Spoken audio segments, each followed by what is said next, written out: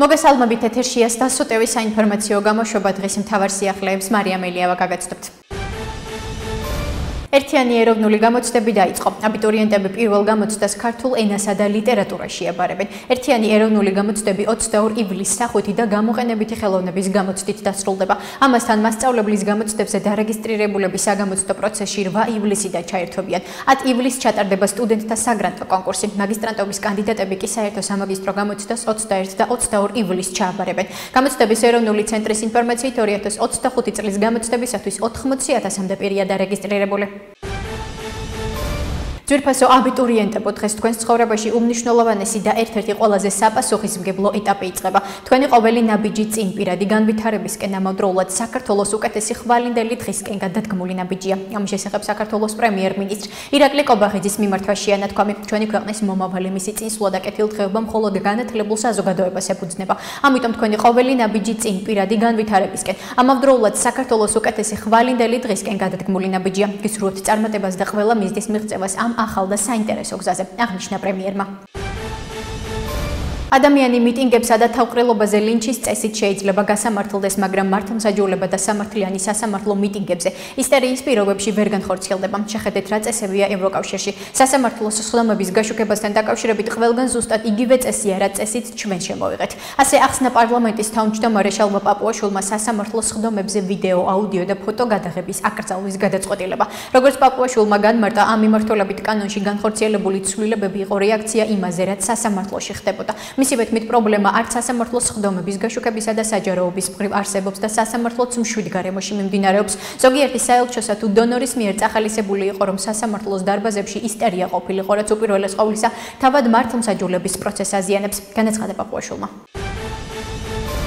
საქართველოს საგარეო საქმეთა მინისტრის მოადგილის ირანის საელჩოს სოლიდარობის ღონისძიებაში მონაწილეობის მიღება მორალურად არასწორია. ამის შესახებ ნათქვამია საქართველოში ისრაელის საელჩოს განცხადებაში. შევშფოთდით, როდესაც გავიგეთ, რომ საქართველოს საგარეო საქმეთა მინისტრის მოადგილე თბილისში ირანის საელჩოში სოლიდარობის ღონისძიებას დაესწრო. მაშინ, როდესაც დასავლეთი ისრაელის მოქალაქეების წინააღმდეგ ირანის თავდასხმებს გმობს და მხარს უჭერს, ძალისხმევებს მისი ბირთვული და გენოციდური ამბიციების შესაჩერებლად. ღრმად იმედგამოცრუებელია იმის დანახვა, რომ საგარეო საქმეთა მინისტრის მოადგილე მსგავს ღონისძიებაში იღებს მონაწილეობას.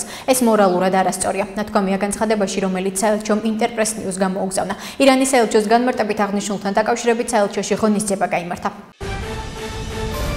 საქართველოს ახლა სჭირდება გაერთიანებული სამეფო. გაერთიანებული სამეფოს საგარეო საქმეთა სამინისტრომ უნდა იმოქმედოს. ამის შესახებ ბრიტანელი პარლამენტარი ჯეიმს მაკკლირი X-ზე წერს. მადლობა ბენჯამინ ჰადადსა და სტივენ დოუთის ამ უმნიშვნელოვანესი და დროული შეხვედრის ორგანიზებისთვის. საქართველოს ახლა სჭირდება გაერთიანებული სამეფო. საგარეო საქმეთა სამინისტრომ უნდა იმოქმედოს, წერს მაკკლირი. ცნობისთვის, მაკკლირი 1 ივლისს სტივენ დოუთის მიერ საქართველოში არსებულ ვითარებაზე ინიცირებულ საკოორდინაციო შეხვედრას ეხმაურება, რომელშიც მონაწილეობას პარტნიორი ქვეყნების წარმომადგენლები იღებდნენ, მათ შორის იყო საფრანგეთის ევროპის საკითხებში მინისტრი ბენჯამინ ჰადიდი.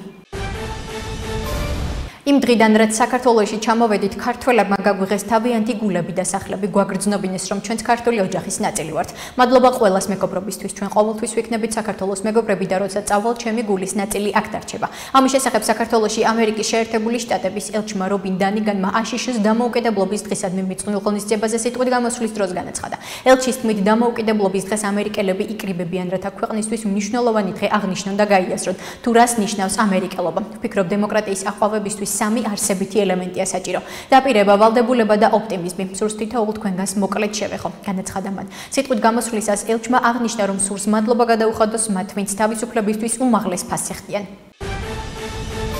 საქართველოს პროკურატურამ გასაღების მიზნით განსაკუთრებით დიდი ოდენობით ნარკოტიკული საშუალების უკანონო შეძენა შენახვის ფაქტზე უცხო ქვეყნის მოქალაქეს ბრალდება წარუდგინა. ამის შესახებ ინფორმაციას პროკურატურა ავრცელებს. მათივე ცნობით, შინაგან საქმეთა სამინისტროს მიერ ჩატარებული გამოძიებით დადგინდა, რომ ბრალდებულმა უკანონოდ შეიძინა და ინახავდა განსაკუთრებით დიდი ოდენობით ნარკოტიკულ საშუალებას. გატარებული ღონისძიების შედეგად ამოღებულია 103 გრამი ნარკოტიკული საშუალება. დაკავებულ პირს ბრალდება სისხლის სამართლის კოდექსის 260 მუხლის მესამე ნაწილით წარედგინა, რაც სასჯელის სახით და ზომად 20 წლამდე ან უვადო თავისუფლების აღკვეთას ითვალისწინებს, აღნიშნულია ინფორმაციაში.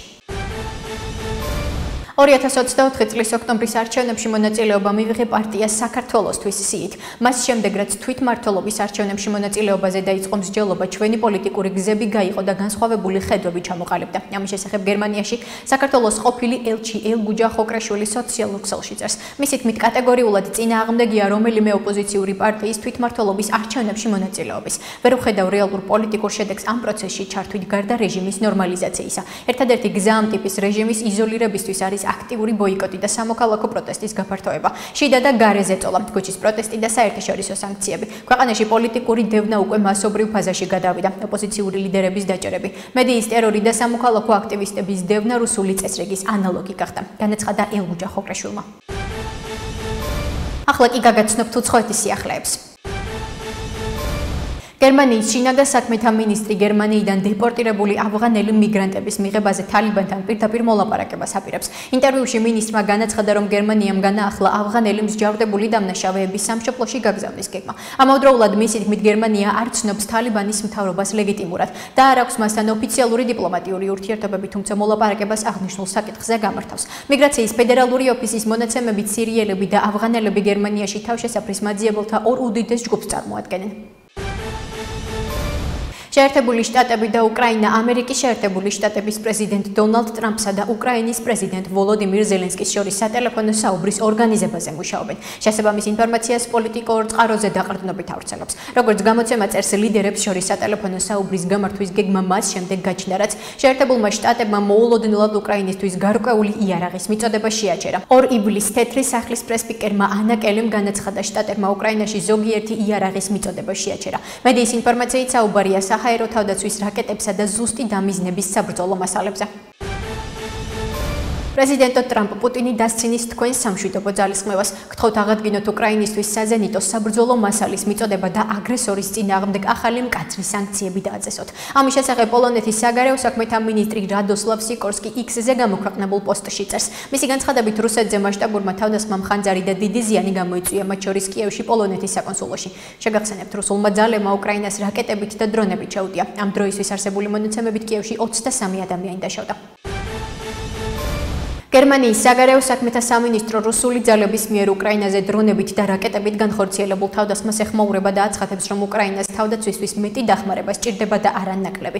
თავდასხმას აცხოვრებელ შენობებზე ტერორი, დრონებით და აფეთქებები მთელი ღამის განმავლობაში. პუტინსა და პრეზიდენტ ტრამპის შორის საუბრისთანავე კიევზე მასობრივი დარტყმა კიდევ ერთხელ ადასტურებს. რუსეთი კვლავ სასტიკ ძალადობაზე დებს ფსონს. უკრაინას თავდაცვისთვის მეტი სჭირდება და არა ნაკლები. აღნიშნულია გერმანიის საგარეო უწყების განცხადებაში. შეგახსენებთ, რუსულმა ძალებმა უკრაინას რაკეტებით და დრონებით შეუტია.